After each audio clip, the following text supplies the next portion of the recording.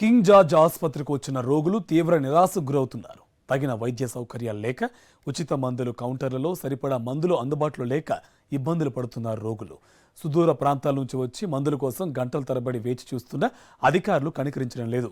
మందుల కోసం కేజీహెచ్కి తిరిగి ఆరోగ్యంగా ఉన్నవారు కూడా రోగాలను బారిన పడుతున్నారని ఆవేదన వ్యక్తం చేస్తున్నారు.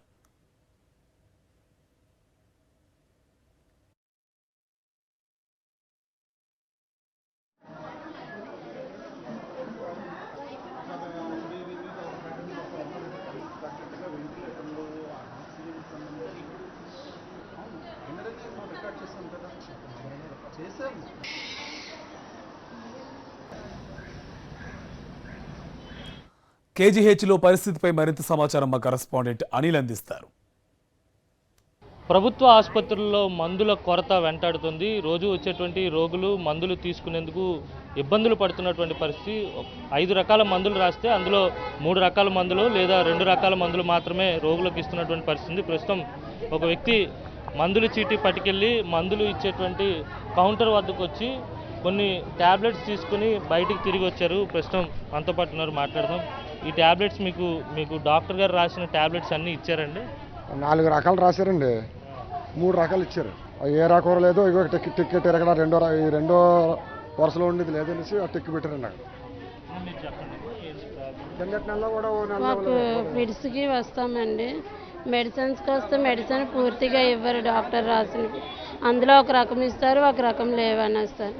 ఇప్పుడు టోటలీ అసలు నీరసం మీద వస్తాము. మళ్ళీ వెళ్ళి ఓపీ తెచ్చుకోమంటున్నారు. మళ్ళీ కొత్త ఓపీ తెచ్చుకొని మళ్ళీ తెచ్చుకుంటే వీళ్ళేం మెడిసిన్ ఇవ్వరు.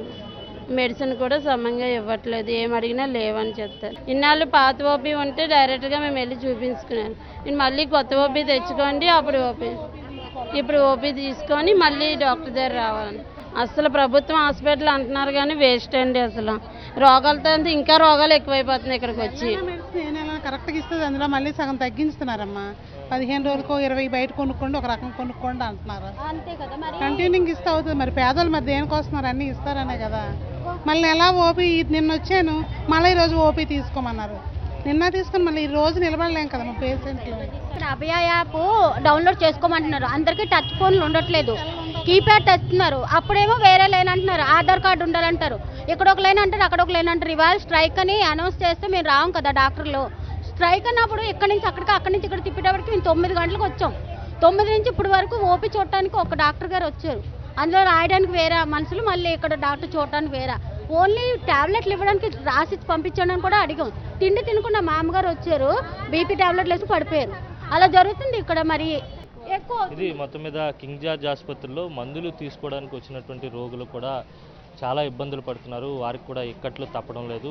కేవలం మందుల కోసమే పదే ఆసుపత్రి చుట్టూ తిరిగి ఇంకా రోగాల పాలవుతున్నామంటూ రోగులంతా కూడా ఆవేదన చెందుతున్నటువంటి పరిస్థితి. ఓవరాల్గా చూస్తే కనుక సమస్యల కొలిమిలో ప్రభుత్వ ఆసుపత్రులు ఉన్నాయని చెప్పడానికి ఇదే నిదర్శనం. వచ్చేటువంటి రోగులంతా కూడా అనేక ఇబ్బందులు పడుతున్నటువంటి పరిస్థితి. మందులు కూడా పూర్తిగా లేదు. మందుల కొరత ప్రభుత్వ ఆసుపత్రులను వెంటాడుతుందనడానికి వీరి మాటలే సాక్ష్యం. వీడి జర్నలిస్ట్ శంకర్తో కలిసి అనిల్, సాక్షి టీవీ, కింగ్ జార్జ్ ఆసుపత్రి, విశాఖపట్నం నుంచి.